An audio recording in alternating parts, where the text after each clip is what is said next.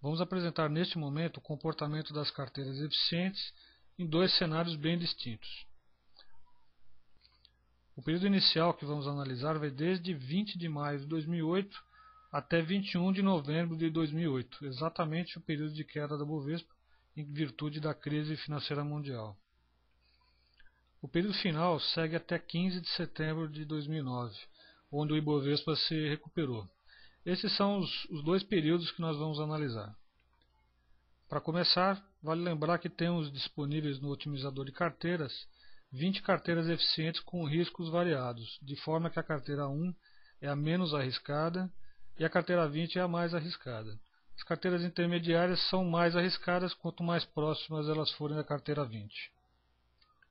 Nós vamos verificar o comportamento da otimização para dois grupos de ativos nos dois períodos. O grupo 1 representava aproximadamente 50% do índice Bovespa, e o grupo 2 ele foi baseado em recomendações para a composição de carteira no início do período 1. Nesta análise, consideramos os seguintes parâmetros: projeção de retorno pelo modelo CAPM, a taxa livre de risco é igual à taxa Selic na data de cada otimização. O prêmio por risco de mercado é igual a 5% ao ano durante todo o período analisado. E as otimizações foram feitas a cada 10 dias, ou seja, a cada 10 dias a carteira foi rebalanceada conforme o resultado da otimização.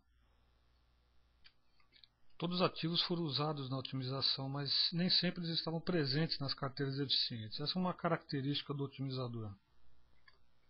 Por exemplo, no grupo 2, observando todo o período, nós temos na carteira 10 uma quantidade mínima de 4 ativos e uma quantidade máxima de 9 ativos em carteira. Veja que a quantidade de ativos sugeridos para as carteiras mais arriscadas é muito pequena. Como são poucos ativos alocados nessas carteiras, elas têm uma tendência a fortes oscilações nas rentabilidades. Agora vamos observar os resultados com os ativos do grupo 1. Nesse período de grande queda do Ibovespa, as carteiras menos arriscadas tiveram uma performance bem superior ao Ibovespa. Isso aconteceu tanto para as carteiras do grupo 1 como para as carteiras do grupo 2. Vamos observar o risco de mercado. A partir de 11 de setembro, o risco disparou e atingiu o maior valor justamente quando o Ibovespa atingiu o fundo do poço. Fica mais evidente que, com o mercado procurando se proteger, os ativos menos arriscados foram menos atingidos pela queda do Ibovespa e, assim, as carteiras menos arriscadas tiveram um melhor desempenho. Agora vamos ver o que aconteceu no período que o Ibovespa se recuperou. As carteiras eficientes do grupo 1 tiveram um comportamento totalmente oposto ao período da queda. As carteiras mais arriscadas tiveram os melhores desempenhos, apesar da alta oscilação dos retornos. As carteiras menos arriscadas tiveram os piores desempenhos. No grupo 2, as carteiras com risco mediano tiveram as melhores rentabilidades. Na sequência, as carteiras 15, 12, 10 e 8 tiveram os melhores resultados.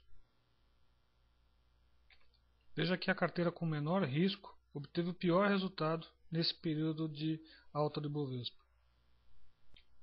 Agora vamos ver o que aconteceu com a carteira de maior risco. Como era de se esperar, ela obteve altas oscilações nos retornos.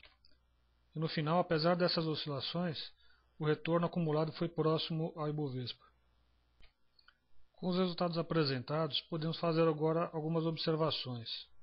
Primeiro, que as carteiras mais arriscadas podem tanto apresentar uma rentabilidade elevada em determinado período, assim como uma queda acentuada. Dessa forma, os retornos nessas carteiras são mais imprevisíveis e, portanto, deve-se ter cuidado redobrado com essas carteiras. Um outro ponto importante é que, de forma geral, quando o mercado está em queda, os investidores procuram proteger suas carteiras com ativos menos arriscados e, com isso, há uma tendência de que essas carteiras tenham melhores desempenhos. Por outro lado, quando o mercado está em alta, os investidores assumem mais riscos, procurando maiores rentabilidades. E com isso há uma tendência de que as carteiras mais arriscadas tenham os melhores desempenhos. Terminamos aqui nossa análise e pudemos observar como as carteiras eficientes se comportaram diante de diversos períodos de queda e alta do Ibovespa.